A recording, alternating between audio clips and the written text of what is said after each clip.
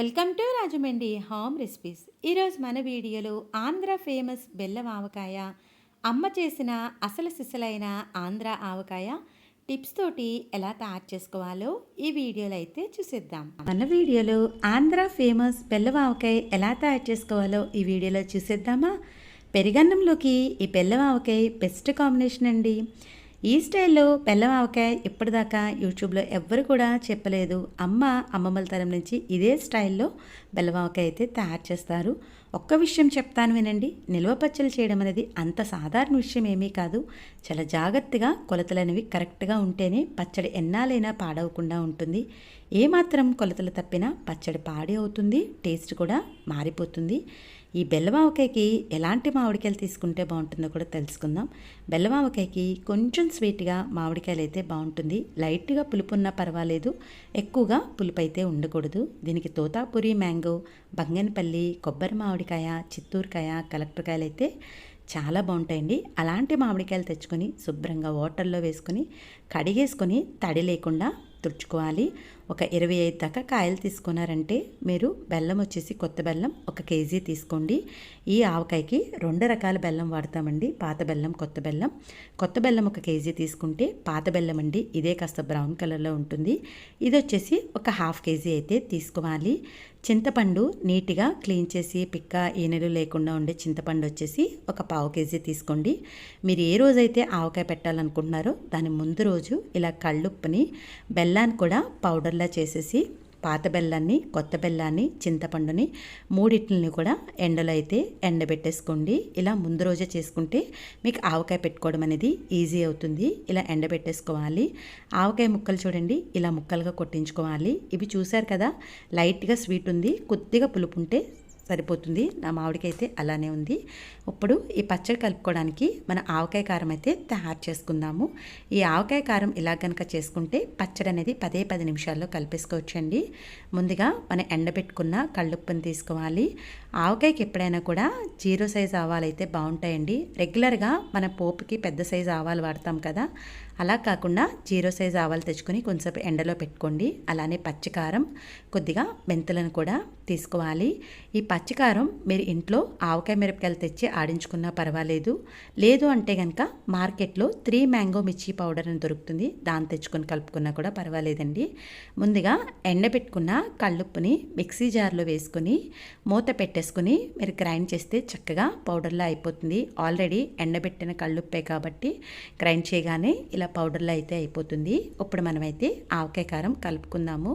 ఏదైనా ఒక measuring cup తీసుకుని దాంట్లోకి మనం రెడీ చేసి పెట్టుకున్న పచ్చికారాన్ని ఈ కప్ తోటి 3 కప్పుల దాకా యాడ్ చేసుకోండి. మనకి బెల్లం ఆవకాయకి కారం, ఉప్పు, ఆవపిండి అనేది రెగ్యులర్ ఆవకాయ కన్నా కూడా కాస్త తక్కువే పడుతుందండి. ఇలా ఈ కప్పుతోటి 3 కప్పుల దాకా పచ్చికారాన్ని అయితే తీసుకోండి.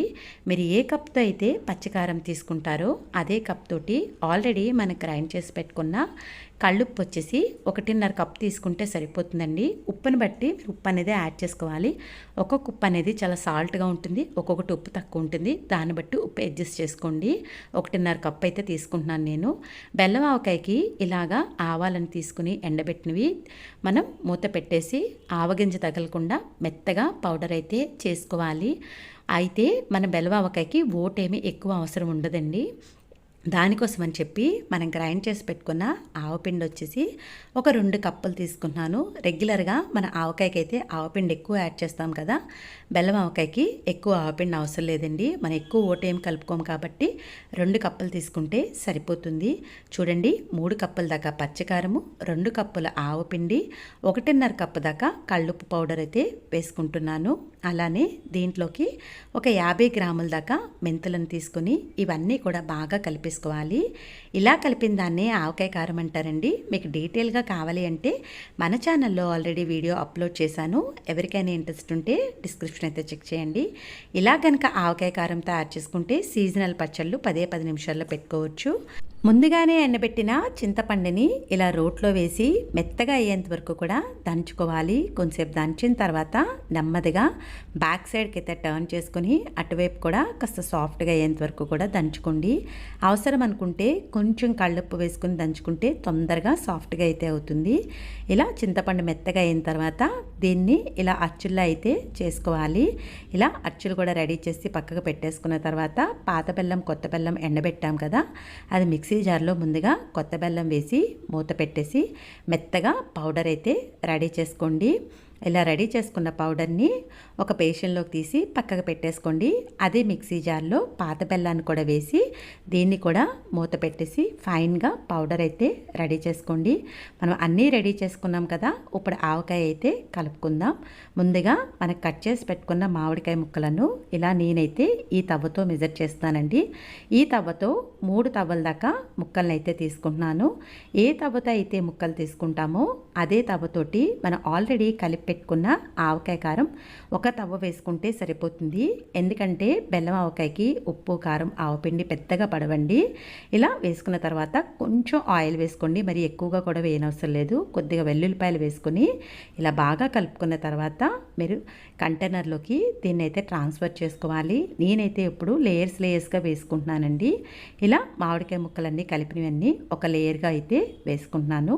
ఇలా వేసుకున్న తర్వాత మనం ముందుగానే గ్రైండ్ చేసి పెట్టుకున్న పాత బెల్లం పౌడర్ అండి ఇది వచ్చేసి ఆ తవ్వ నిండా ఒక లేయర్ అయితే వేసుకుంటున్నాను. అలానే రెడీ చేసి పెట్టుకున్న చింతపండు అచ్చులు ఉన్నాయి కదా, అవి కూడా ఇలా మధ్యలో అయితే పెట్టుకోవాలి. ఈ స్టైల్లో అయితే కనుక యూట్యూబ్లో ఎవ్వరు కూడా బెల్లం ఆవకాయ చెప్పలేదండి.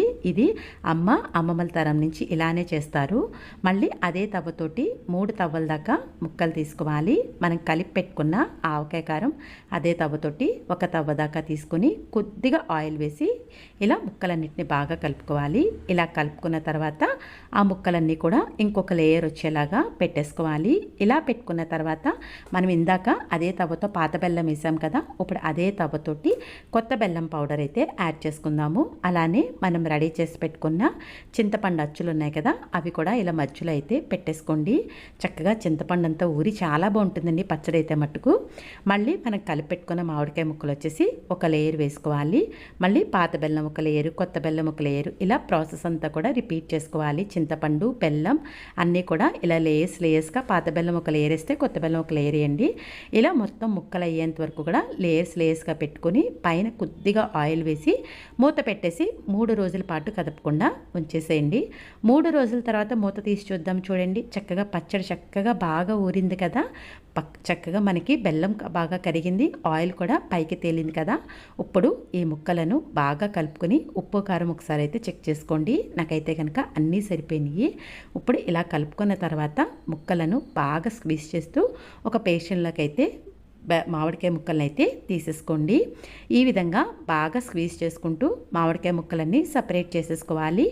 ఓటైతే సపరేట్ చేసుకోవాలి. అయితే ఈ మామిడికాయ ముక్కలను మనం ఎక్కువ రోజులేమి ఎండబెట్టకూడదండి. జస్ట్ ఒక్కరోజు మనకి ఎండితే సరిపోతుంది. ఎక్కువగా ఎండిపోతే కనుక ముక్కలు గట్టిగా అయిపోతాయి. ఊట మట్టుకు 3 రోజుల పాటు ఎండనివ్వండి. అప్పుడే మనకి ఊట అనేది చిక్కబడుతుంది. ముక్కలు ఒక్కరోజు ఎండిన తర్వాత ఊటను 3 రోజులు అయితే పెట్టాను. 3 రోజులకి ఊట చూసారు కదా, చక్కగా తిక్కగా అయింది కదా. ఎండబెట్టుకున్న మామిడికాయ ముక్కలు వేసుకొని ఈ ఊటలో ఈ విధంగా బాగా కలుపుకోవాలి. చూశారు కదా బెల్లం ఆవకాయ తయారు చేయడం ఎంత ఈజీయో. వీడియో నచ్చిందా? నచ్చితే ఒక్క లైక్ ఇవ్వండి. మీరిచ్చే లైక్ వల్ల మన వీడియో ఇలాంటి మరికొంత వ్యూస్కి అయితే చేరుతుంది. ఇంకెందుకో ఆలస్యం, ఈ బెల్లం ఆవకాయని మీరు కూడా ట్రై చేసేసేయండి. ఎలా వచ్చిందనేది మీ అమూల్యమైన ఫీడ్బ్యాక్ని నా కామెంట్ సెక్షన్లో తెలియజేయండి. మీ అందరికీ నా వీడియో నచ్చిందనే అనుకుంటున్నాను. ఆంధ్ర ఆవకాయ చూస్తుంటేనే నోరు ఊరుతుంది కదండి. ఈ ఆవకాయకి కొలతలు అనేవి చాలా ఇంపార్టెంట్. ఇలా కనుక ఆవకాయ చేసుకుంటే సంవత్సరమైన ముక్క మెత్తబడదు, గట్టిగా ఉంటుంది.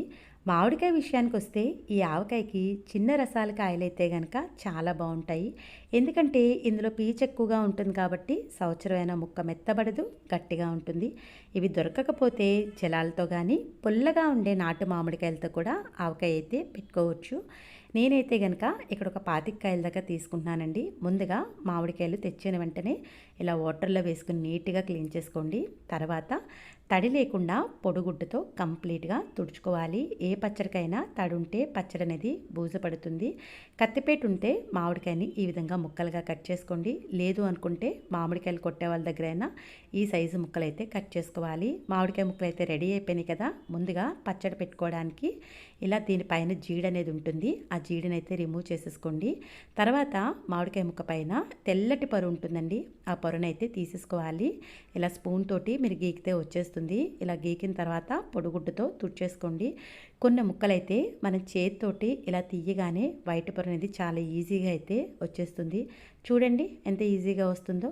కంపల్సరీగా ఈ తెల్లటి పొరని తీసుకుంటే మామిడికాయ పచ్చడి అనేది పాడవకుండా చాలా సంవత్సరమైన గట్టిగా అయితే ఉంటుంది. ఈ విధంగా మొత్తం ముక్కలపై ఉన్న జీడి అలానే ఇలా తెల్లటి పొరని అయితే తీసేసుకున్నాను. మామిడికాయ ముక్క మెత్తబడకుండా ఉండాలి అంటే ఇలా పెచ్చిలేని ముక్కలు లాంటివి పక్కకు పెట్టేసుకోండి. అలానే కొన్ని ముక్కలు కొట్టేటప్పుడు మనకి కాస్త ఇలా పగుళ్ళు వచ్చిన ముక్కలు ఉంటాయి కదా, అలాంటివి కూడా పక్కకు పెట్టేసుకోండి. కాస్త మెత్తగా పిండితే జ్యూసీగా ఉండే ముక్కలు లాంటివి కూడా పక్కన పెట్టుకోండి. అలానే ఇలా మచ్చలో ఉండే ముక్కలు కూడా. ఇలాంటి ముక్కలన్నీ మీరు ఏం చేస్తారంటే మామిడికాయ చిన్న ముక్కలు పచ్చడి చేసుకోండి. ఆల్రెడీ మన ఛానల్లో ఉంది, డిస్క్రిప్షన్లో లింక్ ఇస్తాను, చెక్ చేయండి.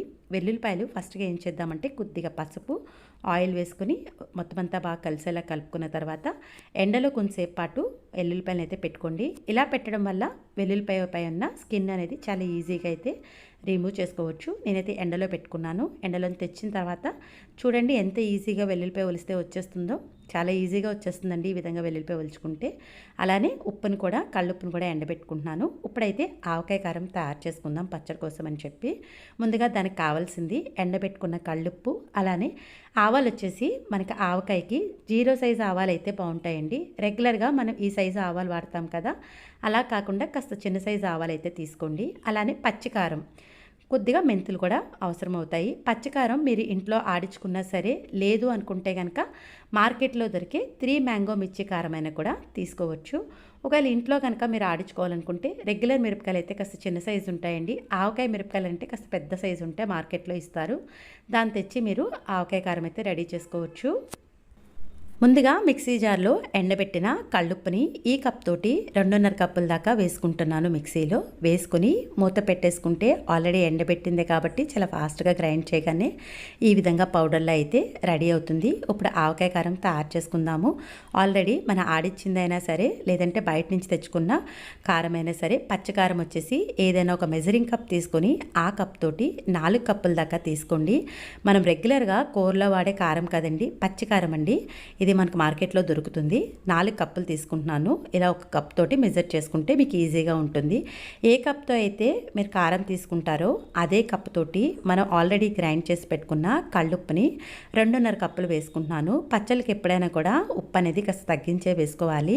అలానే 0 సైజ్ ఆవాలను తీసుకుని మిక్సీలో వేసుకొని ఎక్కడ కూడా ఆవగింజ తగలకుండా మెత్తగా పౌడర్ అయితే చేసుకోండి. అదే కనుక మీకు ఆవగింజ తగిలితే మనకి పచ్చడి అనేది పాడవుతుంది. అలా ఆవగింజ తగలకుండా మెత్తగా చేసుకున్న ఆవపిండి వచ్చేసి అదే కప్ తోటి 3 కప్పుల దాకా వేసుకుంటున్నాను. మళ్ళీ చెప్తున్నాను చూడండి.